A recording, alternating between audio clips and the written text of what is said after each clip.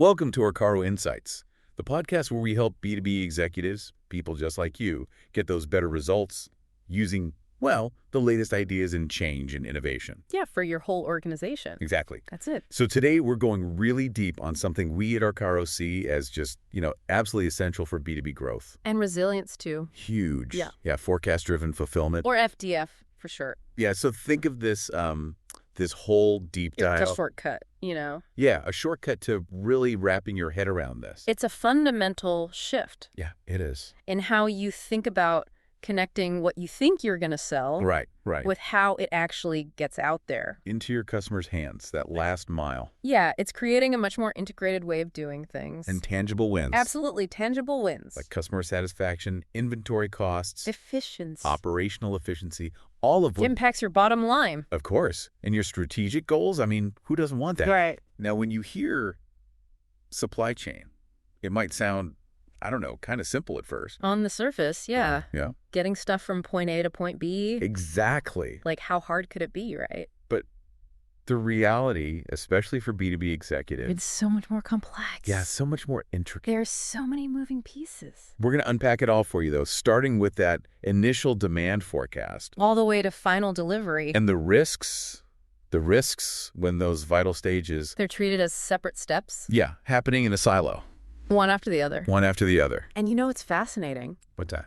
We see the same pain points over and over again. Oh, yeah. Across so many different B2B companies. I bet. I'm sure you'll recognize some of these. Yeah, me. Warehouses packed with inventory, but a lot of it's just sitting there. Not moving. Manufacturing schedules that are more like suggestions than anything concrete. Right. Production bottlenecks tied to specific SKUs. And a customer service team that's always putting out fires. Oh, yes. I'm familiar. I bet it does. And, the knee-jerk reaction... Is to buy more safety stock. Of course, right. More inventory, fewer stockouts, happier customers. Makes sense on the surface, Yes. but what we've seen at Arkaro is that... Companies that are struggling with service, they often already have a ton of inventory. So it's not about having enough. It's about having the right stuff. In the right place. At the right time. That's the key. And just throwing more inventory at the problem, it can actually make things worse. Yeah, you end up with more costs. Expedited shipments, last-minute production changes. All that stuff. It adds up. And if you look at the bigger picture...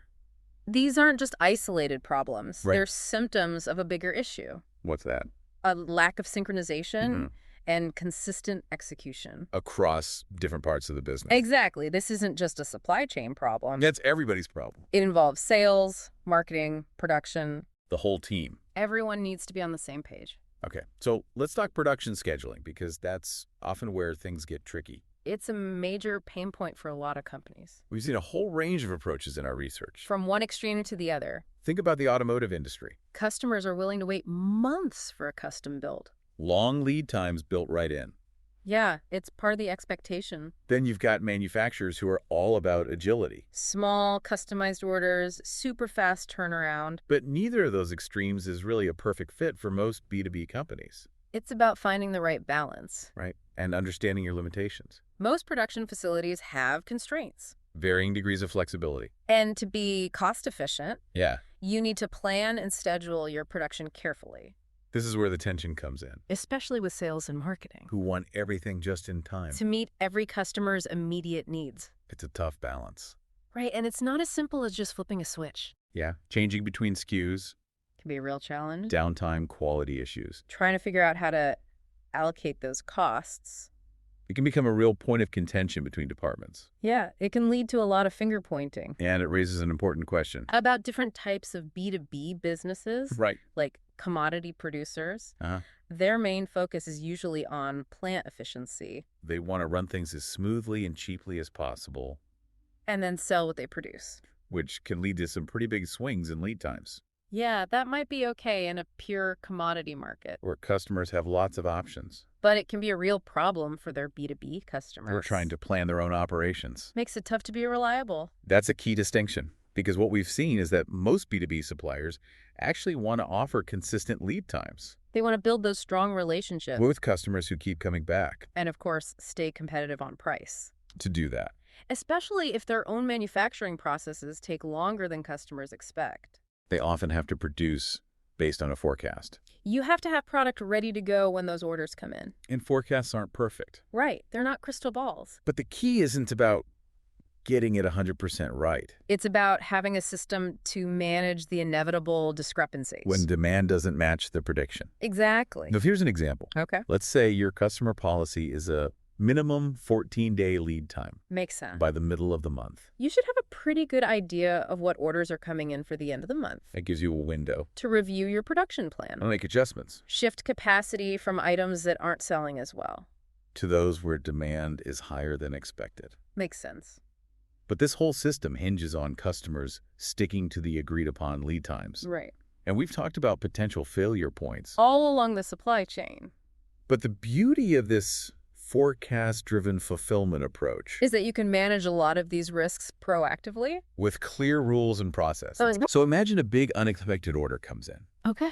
Your first instinct might be to jump on it. Especially if you have the inventory. But what if your key customers, the ones who consistently give you forecasts, Haven't placed their orders yet. if you use up your stock for that unexpected order? You might not be able to fulfill the demand from your most important clients. And that's a problem. Big problem.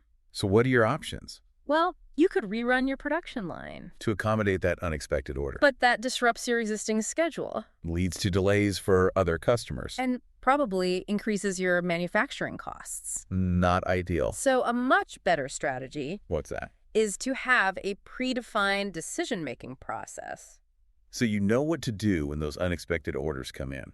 whether you accept them or not. And if you do, how to minimize the impact on your forecasted demand. It takes the guesswork out of it. This highlights the need for clear sales policies. Absolutely. What are you willing to do for different customer segments? How do you handle exceptions to your standard order policies? Who makes those decisions? And how do you measure if those policies are actually being followed? You can even use a policy table, Yeah, a visual tool to lay it all out. so everyone's on the same page. Exactly. And at its core, that's what forecast-driven fulfillment is all about. Establishing those clear rules and policies To guide day-to-day decision-making. across the entire organization. But to make it work, You need a robust S&OE process. sales and operations execution. Regular cross-functional meetings. For sales, operations, finance. Everyone comes together to review forecasts. Make sure everyone's working towards the same goals. It enables timely decision-making And ensures everyone's on the same page. and committed to the plan. It's so important. It really is. If your sales team, for example, is constantly pushing to accept every order that comes in, It's going to create chaos. and frustration, You'll be constantly putting out fires FDF gives you that that framework. guide your decision-making. And align your supply chain activities with your business goals. So it's all about making sure those things are working together. In harmony. Exactly. So for you, the B2B executive out there, Trying to get better results. what does this all mean? Well, forecast-driven fulfillment gives you a structured, rules-based approach to operational decision-making. Ensuring your supply chain activities are in sync with your bigger goals. It's about getting everyone on the same page. Working towards the same objective. And we've seen it work firsthand. At Arkaro, we have a 4-phase approach. To help organizations adopt FDF, Understand, co-create, enable, and sustain. it addresses both process redesign and the people side of things. Managing organizational change. It's a holistic approach. And we've seen some amazing results. One example, A B2B specialty chemical company. implemented FDF. And saw a 10% improvement in order reliability. Their customer satisfaction skyrocketed. Went from a net promoter score detractor. To promoter, They reduced inventory by 20%. while improving service levels, And their order handling costs went down by 15%. all through natural attrition. And importantly, they were able to weather those post-COVID supply chain disruptions much better. Their resilience was significantly enhanced. Now, we want to be realistic. Implementing FDF isn't always easy. There can be resistance to change. From teams used to doing things the old way Organizations can struggle with defining their customer segments, and setting the right service policies for each one, maintaining process discipline over time. and finding that balance between inventory and service levels. Those can be tough challenges. But that's where expert guidance can be so valuable. Bringing together your knowledge of your business, With external expertise in process design and change management. like what Arkaro offers. We've seen what works and what doesn't. across a wide range of B2B organizations. So if you're dealing with supply chain inefficiencies, And you see the potential of FDF, we encourage you to explore this further. you can learn more about Arkaro services on our website. www.arkaro.com. You can also follow us on LinkedIn. For more insights and perspectives, And for a free consultation, to discuss your specific challenges, and how FDF might be relevant to your business, email Mark Blackwell directly. at mark@arkaro.com. Thank you for listening to this deep dive into forecast-driven fulfillment. On the Arkaro Insights podcast. If you found this discussion helpful, Please share it with your colleagues. who might also benefit from it. We appreciate your time And we'll see you next time. for another deep dive into the world of B2B innovation. And transformation. Until then, best of luck with your supply chain journeys. And remember, the future of B2B is forecast-driven. Let's make it happen. Together. We'll see you soon. Bye for now.